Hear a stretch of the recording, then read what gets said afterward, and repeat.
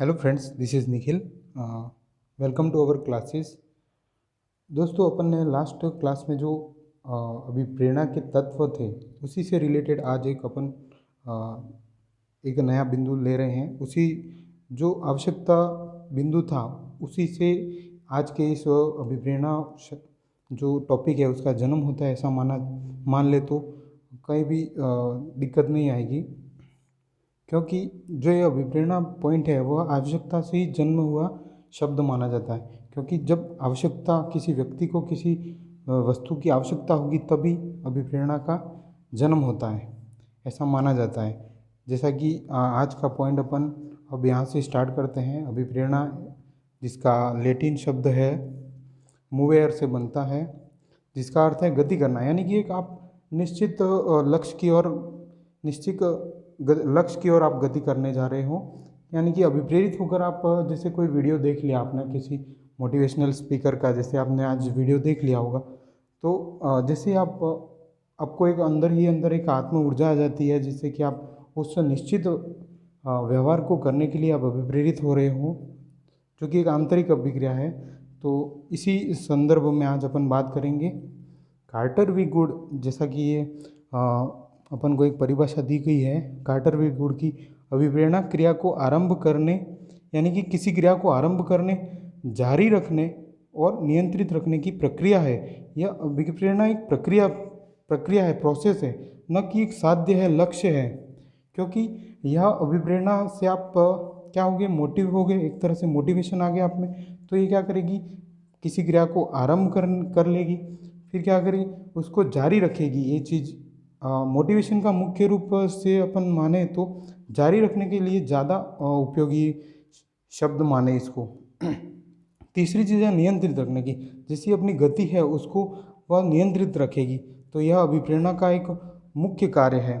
Second चीज़ अपने पास Skinner की परिभाषा है, अभिप्रेरणा अधिगम का एक सर्वोच्च राजमार्ग है। सर्वोत्तम यानी कि राजमार्ग मान लो, सर्वोच्च राजमार्ग मान लो। क्योंकि अभिप्रेरणा जब तक आपके जीवन में नहीं आएगी तब तक आप अधिगम नहीं कर पाओगे, यानी कि किसी चीज़ का यानी कि अच्छे से अधिगम नहीं कर पाओगे। क्योंकि यह जो चीज़ है वो अधिगम का सर्वोच्च राजमार्ग है। सेकंड चीज़, अब आते हैं वुडवर्थ की परिभाषा के लिए। जैसा कि मैंने आपको बताया था कि आप अभिप्रेरणा से एक निश्चित उद्देश्य के लिए किया गया निश्चित व्यवहार ही अभिप्रेरणा है। जैसा कि ये बता रहे हैं कि आप जैसे कि रीट की एग्ज़ाम दे रहे हो अभी, तो आपने क्या है, पहले अभिप्रेरित होंगे किसी शिक्षक को देखकर आप में मोटिवेशन आया होगा कि मुझे भी इनके जैसे बनना है। तो ये आपको उस व्यवहार को करने के लिए आपके अंदर एक आंतरिक ऊर्जा आई होगी। इसके कारण से आपने क्या स्टेप लिया होगा कि मैं क्या करूँ, जिसके कारण से ये सबसे पहला आपने आप क्या किया होगा कि आरंभ किया होगा, जैसा कि अराउजिंग कहते हैं इसको। फिर क्या किया होगा आपने, सस्टेन यानी कोर्स पढ़ रहे होंगे आप कोई, जैसे कि हमारा वीडियो देख रहे होंगे। या फिर थर्ड है, आप इस क्रिया को नियंत्रित रखते हुए अगर आप करते हैं इस क्रिया को, तो आप क्या होगे, निश्चित टाइम के बाद आप अपने निश्चित व्यवहार उद्देश्य को प्राप्ति कर लेंगे। यही बात वुडवर्थ ने बताई थी। क्रैचफील्ड ने क्या बताया था, अभिप्रेरणा क्या है, क्यों है का जवाब देती है। यानी कि कोई वस्तु कैसे बनी होगी, क्या होगी, इन सब का जवाब कौन देगा, तो ये अभिप्रेरणा बनी है। जैसे कि अभिप्रेरणा से क्या होगा कि आपको इस पर्टिकुलर वस्तु के बारे में आपको क्या होगा, एक अंदर से क्या है, क्यों है कि यानी कि उत्सुकता रहेगी, जिज्ञासा रहेगी कि ये कैसे हुआ होगा। तो ये अभिप्रेरित व्यवहार ही आपको वो सब कराने के लिए ताकत देगा। तीसरी चीज़ है मैकडूगल की, वे शारीरिक तथा मनोवैज्ञानिक दशाएं जो व्यक्ति को प्रेरित करती हैं। यानी कि मैकडूगल क्या कहता है कि भाई आपकी शरीर और आपके मनोविज्ञान यानी दोनों मिलकर व्यक्ति को प्रेरित करने की कोशिश, यही अभिप्रेरणा के इस तथ्य से इन सभी यानी कि इन सब का सार देख ले तो आपको यही इसका अर्थ मिलेगा कि आपको अंदर से प्रेरित करेगी, ये आंतरिक ऊर्जा के रूप में आपको देगी। जिसे अभिप्रेरणा की प्रक्रिया है, जिसे ये महत्वपूर्ण आप देख ले आप तत्व। तो अभिप्रेरणा क्या है, एक प्रक्रिया है, न कि साधन है। साधन है यह, और न कि साध्य है। देखिए एक यह बच्चा है बैठा हुआ, जिसे इसने कहीं देखा होगा कि कोई इसका फ्रेंड पढ़ रहा है, तो वो मोटिवेशन उसको मिला होगा, तो वो घर पे आके खुद पढ़ने बैठ गया।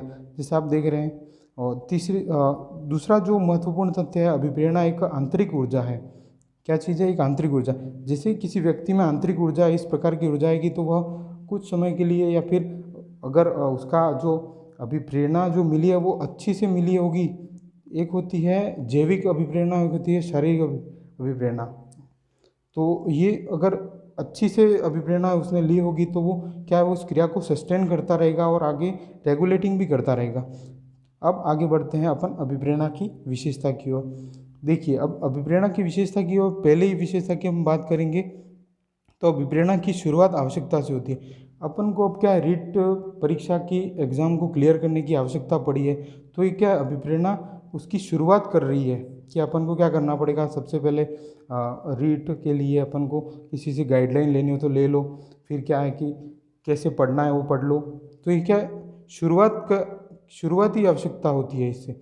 अभिप्रेरणा की क्षतिपूर्ति के बाद अभिप्रेरित व्यवहार बंद होता है। जैसे आपने रीट क्लियर कर लोगे तो इसके बाद क्या आएगा कि आपकी ये अभिप्रेरित व्यवहार बंद हो जाएगी, आप इस रीट के कोर्स को पढ़ना बंद कर दोगे। अभिप्रेरणा एक साधन है, साध्य नहीं।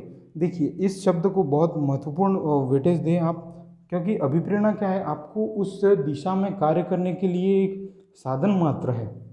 और ये साध्य नहीं है, पूरा लक्ष्य यही नहीं है, ये लक्ष्य नहीं है, केवल ये उत्पाद भी नहीं है, ये परिणाम भी नहीं है, क्योंकि ये केवल साधन ही है। अभिप्रेरणा या अभिप्रेरकों के प्रकार अब अलग अलग वैज्ञानिकों ने दिए हैं, जो अपन आगे पढ़ेंगे। अलग अलग वैज्ञानिक आएंगे।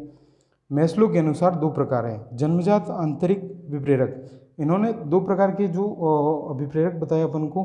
फर्स्ट था अपन के पास भूख, प्यास, नींद, काम, उत्सर्जन। ये सब आंतरिक अपने, देखो ये शरीर में ही पाए जाते हैं ये सब। जैसे भूख अभिप्रेरक, प्यास अभिप्रेरक, उत्सर्जन अभिप्रेरक, ये क्या है, शरीर के अंदर ही पाई जाती है, इसलिए अपन को ही। और दूसरी चीज़ जन्मजात, जन्म से ही अपने शरीर में रहते हैं। दूसरी चीज़ काम क्या है, देखो इनमें सबसे अलग जो है वो काम अभिप्रेरक है। काम अभिप्रेरक के बिना व्यक्ति जिंदा रह सकता है, लेकिन ये भूख, प्यास, उत्सर्जन आदि के बगैर व्यक्ति जिंदा नहीं रख सकता। काम जो आंतरिक होता है, काम जो ये काम व्यवहार है ना, वो आंतरिक होता है, उस पर बाहर से प्रभाव पड़ता है। ये देख लीजिए आप। सेकंड उसका है अर्जित और बाह्य अभिप्रेरक। पुरस्कार, प्रतिष्ठा और प्रशंसा, सम्मान, सफलता, ये क्या है, बाह्य। क्योंकि व्यक्ति ये बाहर से अर्जित करता है। आपने देखा कि कोई व्यक्ति किसी को देखकर क्या करेगा, पहले मोटिवेशन को प्राप्त कर लिया उसने, अब धीरे से क्या होगा, वो अपने उद्देश्य को भी प्राप्ति कर लिया और उसने रीट क्लियर कर ली, तो अब क्या करेगा, उसने जो समाज में उसके कई स्टेजों पे उसका सम्मान होगा, उसका प्रतिष्ठा होगी, उसकी प्रशंसा होगी, उसका सम्मान होगा आदि सब। ये अर्जित उसके अभिप्रेरक होंगे। जैसे वो बाद में अर्जित कर रहा है तो ये उसके अर्जित अभिप्रेरक हैं। थॉमसन के अनुसार दो प्रकार के प्रेरक होते हैं, ऐसा बताया है।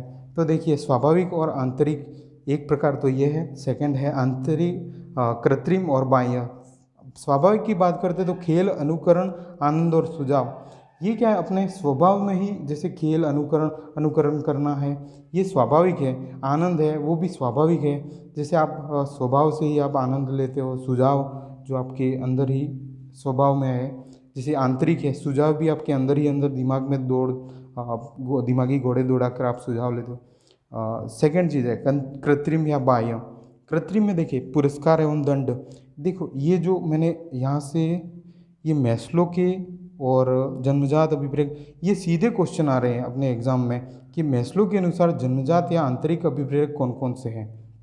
सेकंड है काम अभिप्रेरक के बिना, यानी कौन सा अभिप्रेरक ऐसा है जिसके बिना व्यक्ति जिंदा रह सकता है, ऐसा क्वेश्चन भी आया हुआ है, मैंने देखे हुए हैं ऐसे क्वेश्चन। सेकंड चीज़ है थॉमसन के अनुसार।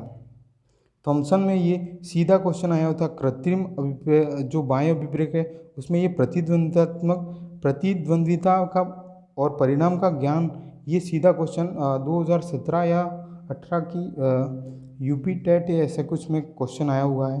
तीसरी है अपने पास गैरिट के अनुसार, तीन प्रकार के होते हैं, जैविक आ गया, उसके अंतर्गत सामाजिक आ गया, और थर्ड नंबर पे अपने पास आ गया मनोवैज्ञानिक। जैविक में आएंगे तो वही अपने जो पहले पढ़ा था मैस्लो में, जो जन्मजात थे वही अपने गेरिट के अनुसार भी जैविक में आएंगे। जैविक क्योंकि वही शरीर से रिलेटेड है, उसने यही बताया, भूख प्यास नींद काम, ये आ गए अपने पास। सामाजिक प्रशंसा पुरस्कार आत्मगौरव, ये अपने सामाजिक में आ गए, क्योंकि ये समाज से ही प्रशंसा प्राप्त करता है, पुरस्कार प्राप्त करता है, आत्मगौरव प्राप्त करता है। अब थर्ड की ओर बात करते हैं, मनोवैज्ञानिक। मनोवैज्ञानिक दुख प्रेम क्रोध पश्चाताप करुणा, ये सब मनोवैज्ञानिक अभिप्रेरक के रूप में गैरेट के अनुसार बताए।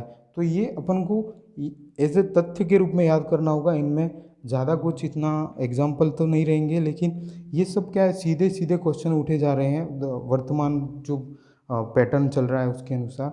और आप देखेंगे, हाँ एक चीज़ और, जैसे मैंने ये थॉमसन के कृत्रिम और बाह्य की बात करा, बाह्य जो अपने पुरस्कार और दंड, प्रशंसा निंदा प्रतिष्ठा का आरोप, ये सब जो है ना वो व्यक्ति को बाह्य रूप बाह्य वातावरण से ज्ञान करता है या प्राप्त करता है। तो ये इसके कारण से कृत्रिम या बाह्य कहते हैं, जबकि ये स्वभाव में जो स्वाभाविक वाले थे वो अंदर ही अंदर, यानी खेल आनंद ये सुझाव ये सब क्या अंदर ही अनुकरण है, वो जो दूसरों से देख कर करता है, आनंद है वो भी दूसरों को देख कर करता है। तो इस प्रकार ये सब अभिप्रेरणा के कुछ बिंदु लेकर मैंने पेश किए हैं आपके सामने। आशा करता हूँ आप सबको ये समझ में आए होंगे और काफ़ी